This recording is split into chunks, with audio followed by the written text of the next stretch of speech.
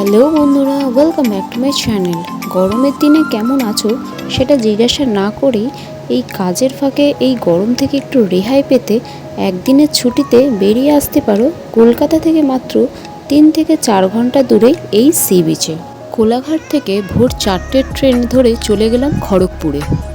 ভোর 4টের মধ্যে আমরা কোলাঘাটে পৌঁছে যাই। দেখতেই পাচ্ছ সবে ভোরের আলো ফুটে উঠেছে। আর এই খড়গপুর স্টেশনে নেমেই সোজা দৌড় দিয়েছিলাম ভদ্রক মেমো ধরার জন্য। যাই হোক, জায়গাটা পেয়ে গেছি।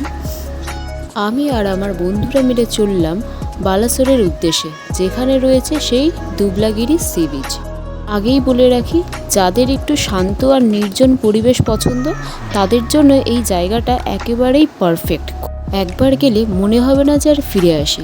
যাই হোক, অবশেষে আমাদের ডেস্টিনেশন বালাসোরে নেমে গেলাম। আর বালাসোর থেকে নেমে এদিক ওদিক একটু দেখেই আমরা অটো বুক করে নিলাম একটা। একটু চা খেয়েই আমরা উঠে পড়লাম অটোতে। আর সকালের বেশ একটা ফুরফুরে হাওয়া ভালোই লাগছিল। এই রকম মাঠ ঘাট দেখতে দেখতে আমরা চললাম আমাদের রিসর্টের উদ্দেশ্যে। আগেই বলে রাখি, রিসর্টটা আমরা আগে থেকেই বুক করে রেখেছিলাম, যাতে পৌঁছে গিয়ে কোনো অসুবিধা না হয়।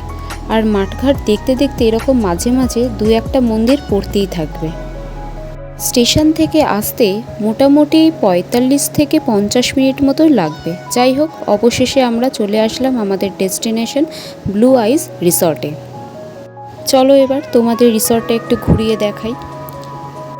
রাতের বেলা রিসর্টটা দেখতে আরও সুন্দর লাগে, কারণ এদিকে চারিদিকে বেশ লাইট দিয়ে একদম সুন্দর করে সাজিয়ে দেয়। তো এই হচ্ছে রুম। এখানে নন এসি, এসি সব অ্যাভেলেবেল রয়েছে। এদিকটা কিচেন এরিয়া। আর এই হচ্ছে আমাদের রুম, ছোটোখাটোর মধ্যে বেশ সুন্দর সাজানো গোছানো, পরিষ্কার। 4 জনের জন্য একদম ঠিকঠাক, কোনো অসুবিধেই হবে না। দেখতেই পাচ্ছ তোমরা, চাইলে তোমরাও বুক করে রাখতে পারো। 1 রাত আর 4 বেলা খাওয়া দাওয়া নিয়ে খুব রিজনেবল প্রাইসে পেয়ে যাবে। তো তৈরি হয়ে আমরা বেরিয়ে পড়লাম সেই সমুদ্রের দিকে। সবাই মজা করতে করতে একটা আনন্দের সাথে এগোচ্ছি। তো এই হচ্ছে সেই ফেমাস দুবলাগিরি সি বিচের ঝাউবন। ঝাউবন থেকে সোজা হাঁটতে হাঁটতে আমরা চলে আসলাম দুবলাগিরি সি বিচে। এবার এখানে এসে কি মজা করলাম, কি খাওয়া দাওয়া করলাম, তার সমস্তটা আসছে আমার নেক্সট ভিডিওতে। টাটা।